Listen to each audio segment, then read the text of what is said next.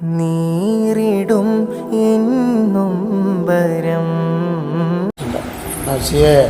മുത്തുനബിയിലെ മുത്തുനബി ഉമ്മാൻ്റെ വയറ്റിലായിരിക്കേ കുഞ്ഞുവാവയായപ്പോളേ മുത്തുനബിൻ്റെ വാപ്പ മരിച്ചു. ആവട്ടോ പിന്നല്ലേ പിന്നെ മുത്തുനബിനെ ഉമ്മ പ്രസവിച്ച് ചെറിയ കുട്ടിയായപ്പോളേ 6 വയസ്സുള്ളൂ. അപ്പം ഉമ്മച്ചി മരിച്ചു. അല്ല, മുത്തുനബിന്റെ ഉമ്മച്ചി മരിച്ചു.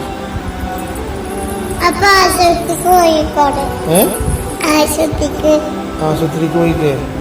ആരിനെ? മുത്തുനബി എന്തിനാ ആശുപത്രി കൊണ്ടുപോകണം?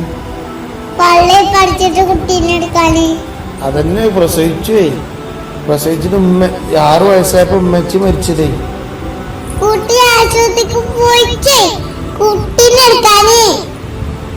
കുട്ടിനെടുത്തു, കുട്ടിനെ പ്രസവിച്ചു. എന്നിട്ട് ചെറിയ കുട്ടിയായിട്ട് 6 വയസ്സായിരുന്നു കുട്ടിക്ക്. അൻ്റെയൊക്കെ പ്രായം, അനക്ക് 4 വയസ്സല്ലേ? അപ്പൊ മുത്തുനബിന്റെ ഉമ്മ മരിച്ചു. ഇന്ന് നോക്കാൻ ആരുമില്ല. ആശയെ ഒറ്റക്ക് മാമുമായി പാരി കൊടുക്കാനും ആരില്ല. കഴിച്ചിട്ട് കരഞ്ഞിരുന്നെന്ന് അറിഞ്ഞത് മുത്തുനബി. ഞാനില്ലല്ലോ അന്ന് ആപ്പ ജനിച്ചിട്ടില്ലല്ലോ. 1400 കൊല്ലം മുമ്പത്തെ കഥയെ പറഞ്ഞത്. ചെറിയ ഉണ്ണിവാവായിരുന്നു. ചോറ് കൊടുക്കാൻ ആരുമില്ല, അതുപോലെ കുളിപ്പിച്ചെടുക്കാൻ ആരുമില്ല.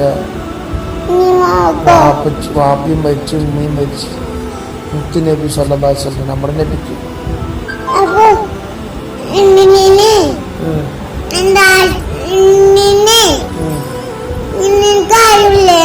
ആരുണ്ടായിട്ടില്ല.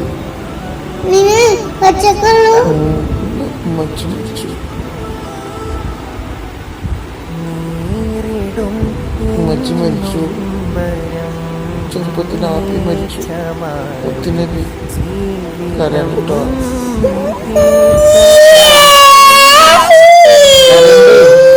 ചരിത്രം പറഞ്ഞിടും എന്നൊമ്പരം നീച്ചമാണി ജീവിതം തീർക്കണം എൻ സങ്കടം.